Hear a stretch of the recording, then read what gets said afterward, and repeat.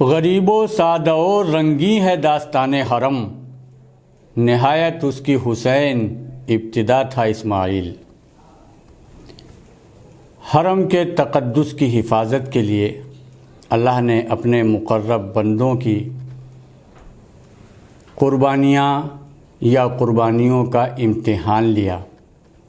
جب ہم تاریخ کا مطالعہ کرتے ہیں تو پتہ چلتا ہے کہ سیدنا ابراہیم خلیل اللہ علیہ السلام جو معمار کعبہ ہیں، ان کو اللہ تبارک تعالیٰ نے بڑی بڑی ابتلا اور بڑی بڑی آزمائشوں میں، امتحانات میں مبتلا کیا،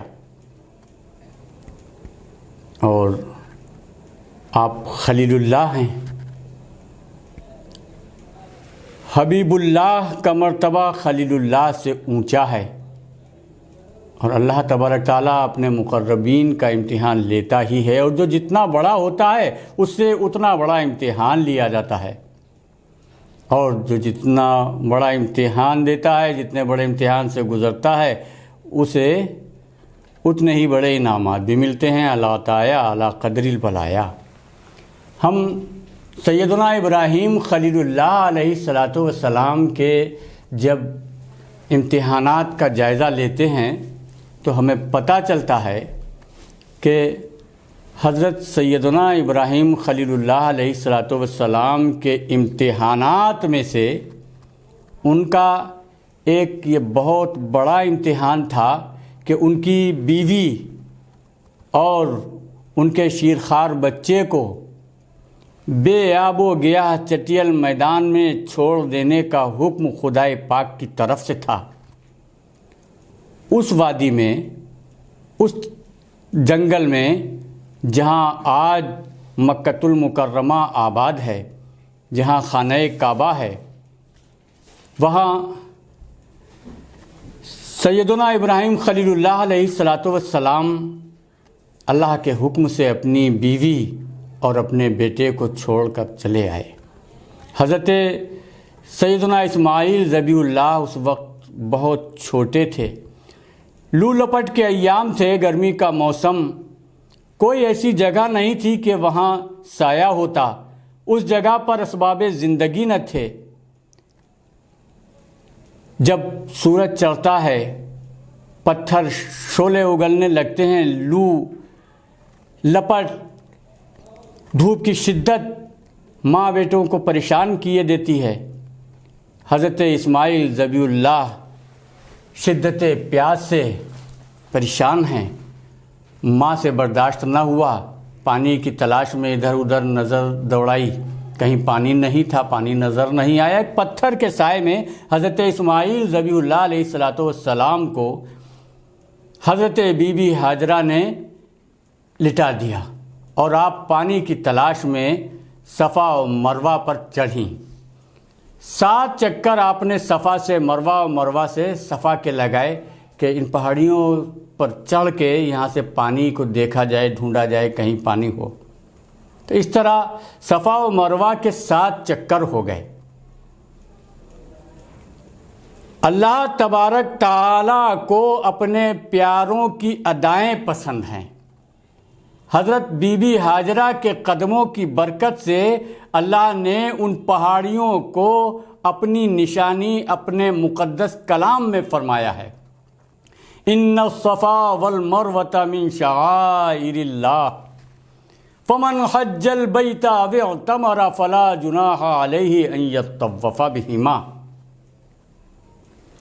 بے شک صفا و مروہ اللہ کی نشانیاں ہیں، تو جو کوئی حج کرنے آئے یا عمرہ کرنے آئے تو اسے چاہیے کہ وہ ان پہاڑیوں پر بھی حضرت بی بی ہاجرہ کی طرح سعی کرے۔ حضرت بی بی ہاجرہ پانی کی تلاش و جستجو میں صفا و مروہ کے چکر لگا رہی تھیں، لیکن حجاج کرام کو، عامرین کو یہ حکم کیوں ہو گیا قیامت تلک کے حج و عمرہ کرنے والے صفا و مروہ کی صحیح کریں؟ وہ تو پانی کی تلاش میں دوڑ رہی تھی، وہاں تو ایک یہ ضرورت تھی، ان کو کیوں دوڑایا جا رہا ہے؟ پتہ چلا کہ اللہ تبارک تعالی اپنے پیاروں کی یادگار قائم کرنا چاہتا ہے، اللہ چاہتا ہے کہ اس کے پیاروں کی یادگار قائم رہے، اس لیے تمام حج کرنے والوں، عمرہ کرنے والوں کو حکم ہو گیا، ان پر واجب ہو گیا کہ صفا مروہ کی صحیح کریں۔ حضرت بی بی ہاجرہ کی یہ ادا خدا پاک کو اتنی پسند آئی کہ تمام حجاج کرام و عامرین کے لیے واجب ہے کہ وہ صفا و مروہ کی صحیح کریں۔ اور صفا و مروہ کی عظمت خدا نے یہ بھی بیان کر دی کہ وہ اللہ کی نشانیاں ہیں، کیونکہ وہ اللہ کی مقدس بندی کے قدموں سے منسوب ہو گئی۔ تو معلوم یہ ہوا کہ جو چیز اللہ والوں سے منسوب ہو جاتی ہے وہ شعائر اللہ ہے، وہ اللہ کی نشانی ہے۔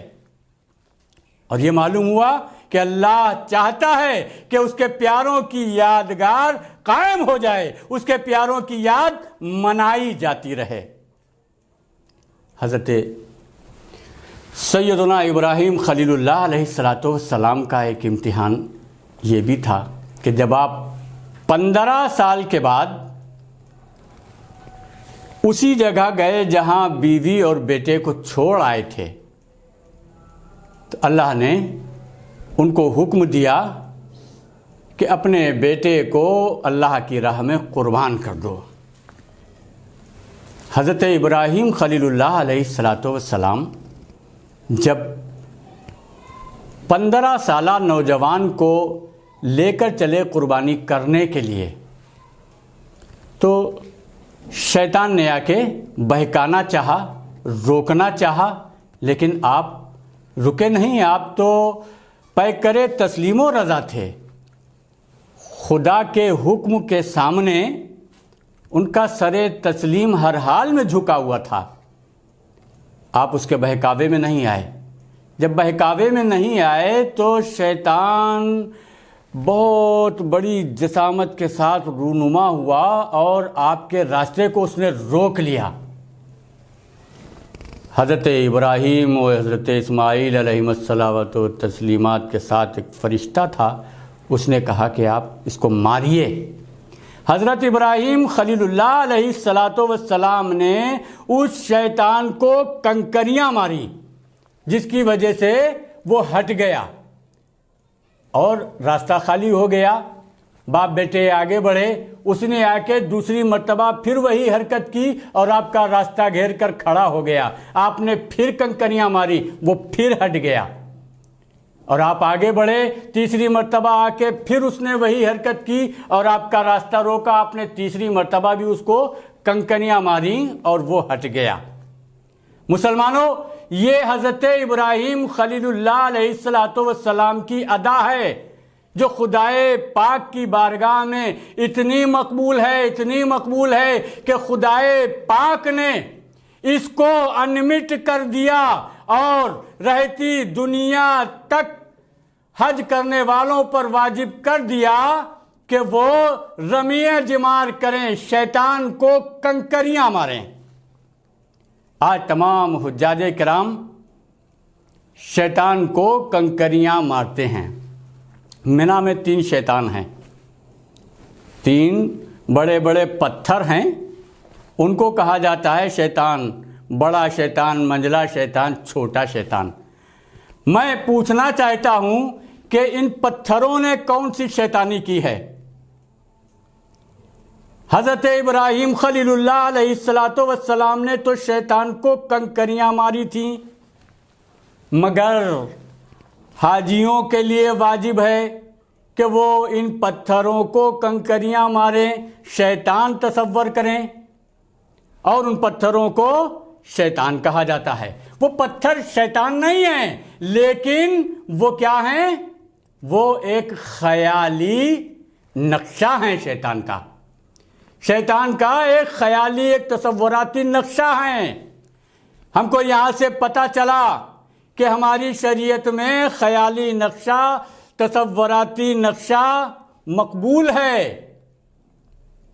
ورنہ ان پتھروں میں نہ تو شیطان کی شکل و شباہت ہے اور نہ وہ پتھر شیطان ہیں، لیکن حاجی لوگ ان پتھروں کو کنکریاں مارتے ہیں اور کہا جاتا ہے کہ شیطان کو کنکریاں ماری جا رہے ہیں۔ ابراہیم خلیل اللہ علیہ السلام کے راستے کو روکا تھا، اس لیے انہوں نے کنکریاں ماری تھی۔ حاجی لوگ کیوں مارتے ہیں؟ وہ بھی شیطان کے بجائے پتھر کو کیوں مارتے ہیں؟